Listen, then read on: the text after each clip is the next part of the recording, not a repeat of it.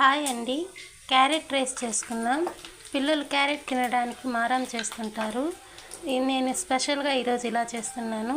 కావాల్సినవి క్యారెట్, శనగగింజలు, సాసులు, ఉద్దిపప్పు, కరివేపాకు, టమాటా, నిమ్మకాయ, ఆనియన్స్, వెల్లుల్లి, అల్లం, పచ్చిమిర్చి తక్కువ వేసుకోవాలి. చిన్నపిల్లలు తినడానికి టేస్టీగా ఉండాలి కదా. నేను పచ్చిమిర్చి, తెల్లగడ్డ, అల్లము పేస్ట్ చేసుకున్నాను. ఆయిల్ వేసుకొని పోపు దినుసులన్నీ వేసుకొని ఆనియన్స్, టమాటా మొత్తం వేసుకొని వేయించుకోవాలి. తర్వాత క్యారెట్ వేసి పచ్చి స్మెల్ పోయే వరకు వేయించుకోవాలి. ఫైనలీ క్యారెట్ రైస్ రెడీ అండి. క్యారెట్ దుంపజాతికి తగినవి 100 గ్రాములు క్యారెట్ తీసుకుంటే 48 క్యారెట్ ఉంటుంది. కంటి చూపు మెరుగవుతుంది.